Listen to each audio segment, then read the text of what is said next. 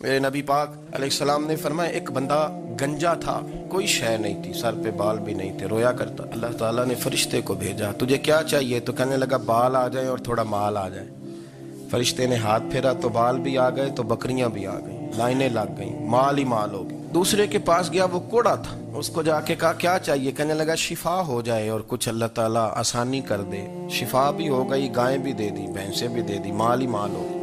پھر ایک کے پاس گیا، وہ اندھا تھا، تجھے کیا چاہیے؟ اس نے کہا آنکھیں مل جائیں اور کچھ ساتھ اللہ مال دے دے۔ اونٹ ہی اونٹ ہو گئے۔ جب بڑا نواز دیا تو پھر مالک نے امتحان لینے کا ارادہ کیا، یاری تیری سونا ہے پر آزمائشاں بھی تیریاں اگ، آزمائشاں تیریاں، صحیح کہہ رہا ہوں، آزمائشاں تیریاں، یاری تیری سونا ہے پر آزمائشاں تیریاں، اے سونا پرکھیا جامدائی پہلو نال لگاں دے لگ۔ اللہ نے فرمایا آزمائش کرو۔ سب سے پہلے گنجے کے پاس آئے، اسے کہا اللہ کے رستے میں کچھ دیکھا نہیں لگا، میرے خرچے ہی بڑے، دیکھو تو صحیح کتنی مشکل میں وقت گزارتا ہوں، حال ہی کوئی نہیں۔ تو اس نے کہا میں نے تو سنا ہے تو گنجا اور بھوکا ننگا تھا۔ کہنے لگا میں تو جدی پشتی رئیس اعظم ہوں، تجھے کس پاگل نے کہا ہے بھاگ جا؟ اس نے کہا اچھا جیسے تو تھا ویسے ہی ہو جائے۔ کھیت کھلیان اجڑ گئے، پھر سے گنجا ہو گیا۔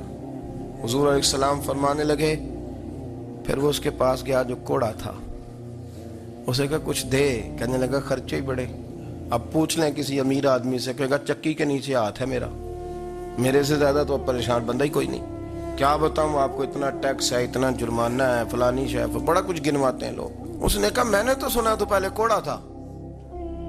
اس نے کہا اچھا دوڑ جا، میں تو رئیس اعظم ہوں، دادا بھی پردادا بھی اور ساری نسل ہی۔ اس نے کہا اچھا جیسے تو تھا ویسے ہی ہو جائے۔ پھر وہ گیا اندھے کے پاس اور جا کے کہا اللہ کے نام پہ کچھ دے۔ تو کہنے لگا رب کے نام پہ؟ یہ کھڑے ہیں اونٹ، جتنے تیرے دل کرے لے جا۔ اس نے کہا کیا معنی اس بات کا؟ کہنے لگا یار تجھے کیا بتاؤں، میں تو اندھا تھا، میں نے تو کبھی دنیا دیکھی نہیں تھی، پھر اس کریم نے فضل کیا تو مجھے بڑا کچھ دکھایا، میں کیا بتاؤں، میرا دل کر رہا ہے کہہ دوں کہ پھر اس نے کعبہ دکھایا، پھر اس نے روضہ رسول دکھایا،